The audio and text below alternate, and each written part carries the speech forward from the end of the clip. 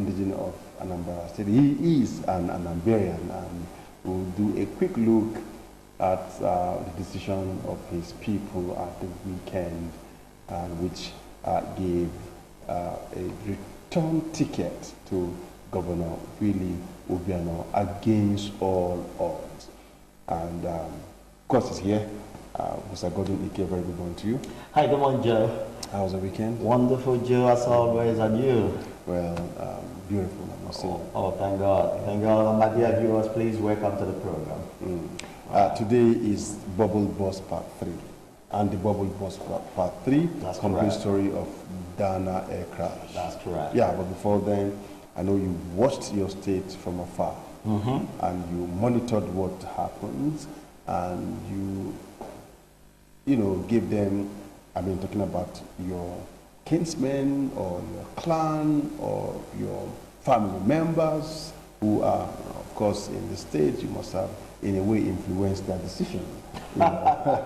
Yeah, this is the way to go, this is not the way to go. But give and take, we have a governor. That's correct. Joe, who was supposed to be the incumbent. The most important thing that happened over the weekend is the fact that the election was peaceful, done in the most responsible manner. Nobody ever gave Anambra State and the people of Anambra State the chance or ever thought that that election was going to go as peacefully as it went. I mean, it's just like you know, trying to get things organized in a war zone. And then, I mean, you expect some staccato of fire from, you know, some, you know, individuals, and then you get out there to find everywhere sane, peaceful, and quiet, and responsible. And then you come up with this surprise. So what happened? You know, it's a magic of Anambra State. It's the magic of the people of Anambra State, very industrious and very serious-minded people. Joe, if you think I am serious-minded, then it's the Anambra man in me. Okay, but the issue is that Nigerians have always been expecting that this election will go the way of Kogi and other election that, you know, ended up as inconclusive, and it is set up. Yeah, it also happened in Bayelsa State. But in Anambra, the story is different. Yeah, Joe, you must understand the average Anambra man. I'm not talking about the average Igbo man. I'm talking about the average Anambra man. The average Anambra man, is a focused individual. And when I talk about man, I'm referring to men and women of Anambra State, by the way. They are focused people. And the average Anambra person is not dissuaded by sentiments, emotions, and you know, playing all those kind of pranks that very often, you know, navigate people away from, you know, from their focus. And that's why in my place, when you do certain things, people will say to you, I will speak it in vernacular and then try to translate it in English to you. It says, okay, I was the way I go. Meaning, my friend or this man, stop deceiving yourself. That is to say, the Anambra person feels that he or she can't be deceived in any way. And so that's why when you do certain things or certain things, they say, okay, I was the way I go. And that means, my friend, stop deceiving yourself. And so, a number of people have made a decision. Well, let me put this straight and clear to you. I have an attitude.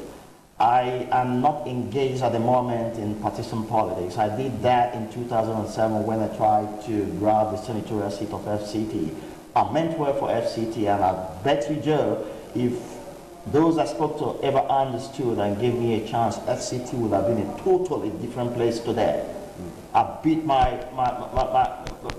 hand on my chest to say FCT would have been totally different. Yeah, but we can try and keep trying. That's one funny. Joe, I didn't lose that election. That election was written. I mean, did they publish what happened in 2007? Anyway, it won't shock the nation because I guess everybody knows that that's what's been going on until recently, perhaps. we are now having some semblance. Well, that is why many politicians are giving it a shot now. Now, if you I got a call a night before my election, and I was told how many votes that have been allocated to me by one of my fans. Remember, at the time, I was doing social service in this town, and I was sponsoring and co-anchoring the most popular radio program there known as Lean on Me. Remember that? And the name Goddy Ike was a household name in Abuja.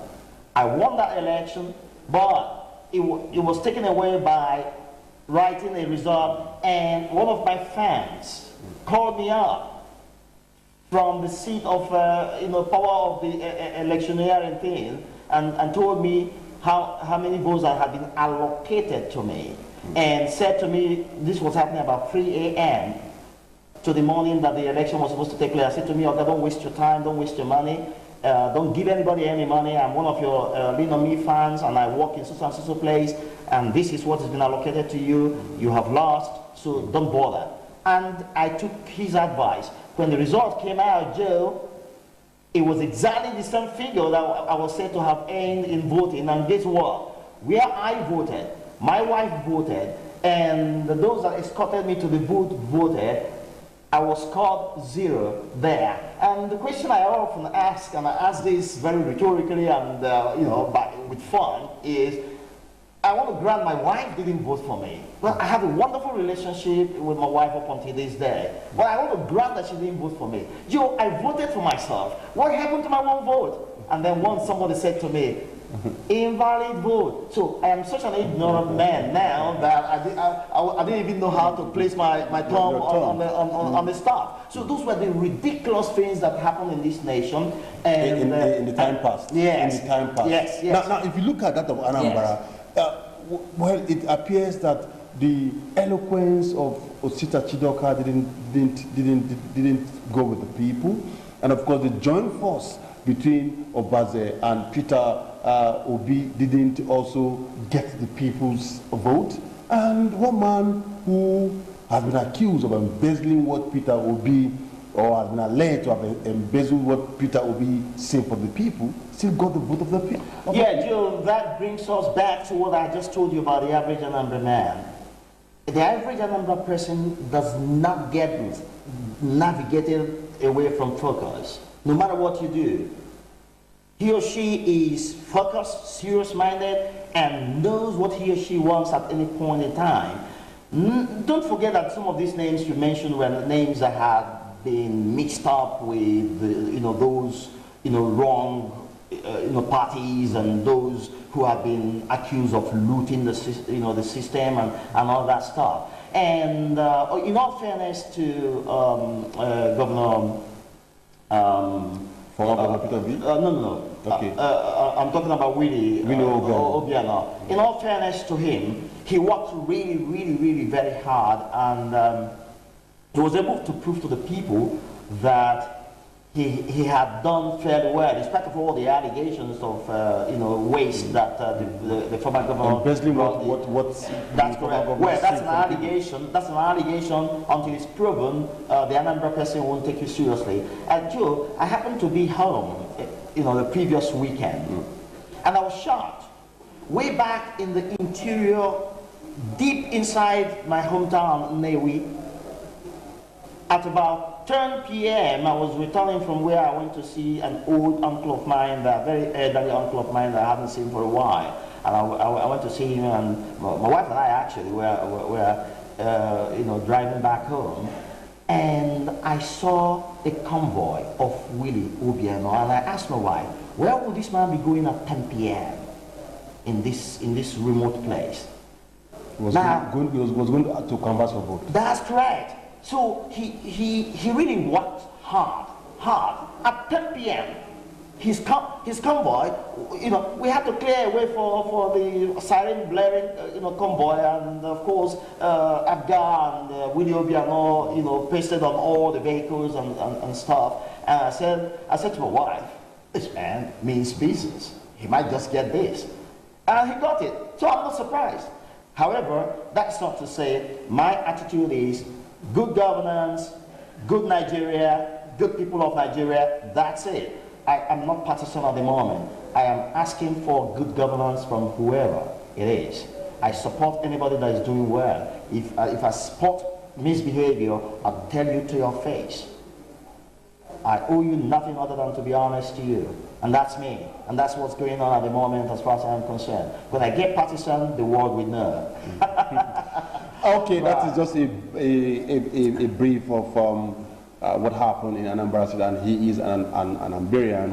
He needs to, of course, tell us what happened in that state. And are you not shocked that the revelation of the Governor Willie Obiano, going to an interior, at a rather odd time of the night, 10 p.m. That, of course, is a confirmation that Willie Obiano really worked hard to earn what he got yesterday. And if you look at the margin, is so huge, 135,000, so huge. Okay, it is time now to go into our first discussion segment, which is aviation, and the discussion will be on and the bubble burst, a complete story of Dana aircraft that happened in June 2012. Now, what do we have in part 3 of Joe? We are going to be focusing. Yes, we're going to be focusing on the man called Captain Waxton, the pilot that flew that airplane. We're going to see a little bit of his life, especially within the aviation sector, and how he sneaked into Nigeria, and how he presented papers that were unsigned and nobody raised an eyebrow, not NCAA, not Dana Airline, as a company, and then got some rushed training as AIB, the Accident Investigation Bureau, confirmed that everything was rushed, gave him charge of an airplane, and all he did was recklessness that led to that unnecessary crash. So that's what we're going to be seeing today. And as we go on with that, I told you, this topic would take us probably 8 to 10 weeks to exhaust. It's huge, and it is a book. Remember, I told you, we're going to be launching it before the end of the first quarter of next year. It is a book, and we're going to deal with it so exhaustively. All the investigations on the floor of the Senate by the Joint Committee, both the House and Senate, all the questions asked, all the answers received, and all the ridiculous discoveries that were made on the floor of the Senate. Remember, I was there, I participated, I gave my view of how I aborted that flight 2 years before for the same reason. It ended up crashing. If anybody had listened and taken steps, it probably wouldn't have happened. But anyway, let's look at the life of Dr. Waxton. Captain Waxton. Captain Waxton. And then click one, please, so that we can just rush, because time is chasing us like an evil bird in the sky. Right, can we get to clip one and take it from there? Here we go, Joe. We are reminding our viewers that we are dealing with on the bubble burst, the complete story of Dana air crash that took place on the 3rd of June 2012. Clip 2, please.